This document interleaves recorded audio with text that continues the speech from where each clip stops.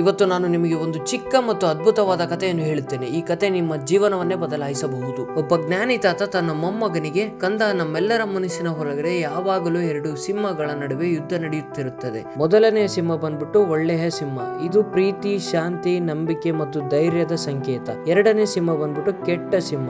ಇದು ಕೋಪ, ಭಯ, ಸುಳ್ಳು ಮತ್ತು ಸೋಮಾರಿತನದ ಸಂಕೇತ. ಮೊಮ್ಮಗ ಕುತೂಹಲದಿಂದ ಕೇಳಿದ, ಹಾಗಾದರೆ ತಾತ, ಕೊನೆಯಲ್ಲಿ ಯಾವ ಸಿಂಹ ಗೆಲ್ಲುತ್ತದೆ ಅಂತ? ತಾತ ನಗುತ್ತಾ ಉತ್ತರಿಸುತ್ತಾನೆ, ನೀನು ಪ್ರತಿದಿನ ಯಾವ ಸಿಂಹಕ್ಕೆ ಹೆಚ್ಚು ಆಹಾರ ಹಾಕುತ್ತೀಯೋ ಅದೇ ಸಿಂಹ ಗೆಲ್ಲುತ್ತದೆ. ನಾವು ಇದರಿಂದ ಏನ್ ಕಲಿಬಹುದಂತಂದ್ರೆ, ನಾವು ಕೂಡ ಸೋಷಿಯಲ್ ಮೀಡಿಯಾದಲ್ಲಿ ಯೂಸ್ಲೆಸ್ ಕಂಟೆಂಟ್ ನ ನೋಡಿದರೆ ಅದು ಕೆಟ್ಟ ಸಿಂಹಕ್ಕೆ ಆಹಾರ ಹಾಕಿದಂತೆ. ಆದರೆ ಅದೇ ನೀವು ಜೀವನದಲ್ಲಿ ಮುಂದೆ ಬರುವ ಅಥವಾ ಯೂಸ್ಫುಲ್ ಕಂಟೆಂಟ್ ಅನ್ನು ನೋಡಿದರೆ ಅದು ಒಳ್ಳೆಯ ಸಿಂಹಕ್ಕೆ ಆಹಾರ ಹಾಕಿದಂತೆ. ಹಾಗಾದರೆ ನಾವು ಇವತ್ತು ಯಾವ ಸಿಂಹಕ್ಕೆ ಹೆಚ್ಚು ಆಹಾರ ಹಾಕುತ್ತಿದ್ದೀವಿ ಎಂದು ಪರೀಕ್ಷಿಸಿಕೊಳ್ಳಿ. ಕೊನೆಯದಾಗಿ ಒಂದು ಮಾತು, ನಿಮ್ಮ ಯಶಸ್ಸು ನಿಮ್ಮ ಕೈಯಲ್ಲೇ ಇದೆ. ಈ ತರ ಮೋರ್ ಇನ್ಫಾರ್ಮೇಟಿವ್ ಅಂಡ್ ಯೂಸ್ಫುಲ್ ವಿಡಿಯೋಸ್ಗೋಸ್ಕರ ಲೈಕ್ ಮಾಡಿ, ಶೇರ್ ಮಾಡಿ, ಕಾಮೆಂಟ್ ಮಾಡಿ ಮತ್ತು ಸಬ್ಸ್ಕ್ರೈಬ್ ಆಗೋದು ಮಾತ್ರ ಮರೆಯಲಿಕ್ಕೆ ಹೋಗಬೇಡಿ. ನಾಳೆ ಮತ್ತೊಂದು ವಿಡಿಯೋ ಜೊತೆ ಸಿಗೋಣ. ಅಲ್ಲಿವರೆಗೂ ನಮಸ್ತೆ.